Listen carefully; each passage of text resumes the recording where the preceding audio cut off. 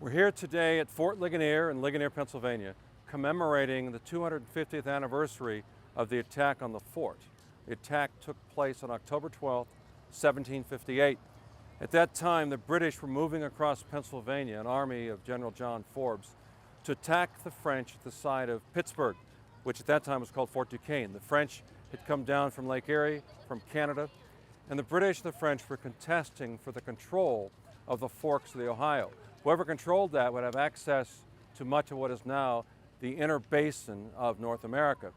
The British had tried this several times before and had lost, but now General Forbes built a fort every 40 miles. And the closest fort to Duquesne was here, the post at Loyalhanna that became known as Fort Ligonier. This event, known as Fort Ligonier Days, began in 1960, and every year it's been held always around October 12th because that's the date the French attacked Fort Ligonier. The French came out from Fort Duquesne with about 440 troops and 150 Indians and attacked the fort at 11 in the morning. Now inside the fort, which was unfinished, were about 1,500 troops, British and Americans. There was a battle that lasted several hours, and the French did quite well in it, but eventually were pushed away because of the artillery fire of the British. Later, General Forbes brought his main army. George Washington with his Virginia troops arrived, and all together they were here on November 11th, when temporarily they thought they were stuck here for the winter, but the next day, in a friendly fire incident in which Washington was almost killed, prisoners were taken who said all the Indians had left Fort Duquesne. This meant that Fort Duquesne basically had no protection.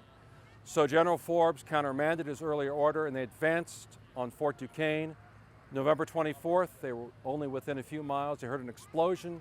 The next day they went down to where the rivers come together and found that Fort Duquesne had been blown up and abandoned by the French. Forbes then named it for William Pitt, Secretary of State back in England. He called it Pittsburgh. Fort Pitt was built the following year. Here at Ligonier, he called the post at Loyalhanna Fort Ligonier after Sir John Ligonier, commander of the British Army, and he named also Raystown to Bedford after the 4th Duke of Bedford. Forbes himself was a dying man from some unknown disease.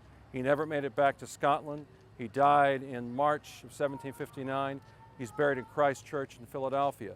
But the French were expelled from western Pennsylvania and eventually expelled from what is now the United States. The British had won, but it was a short-lived triumph because within a mere 15 to 20 years, the American Revolution occurred, and of course the British lost that. This history dates through places like Fort Ligonier. It's a local history, but it also has a national and even international component.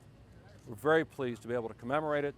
We think Fort Ligonier Days is one of the finest such events in the country, and perhaps this year this has been the best one we've ever had.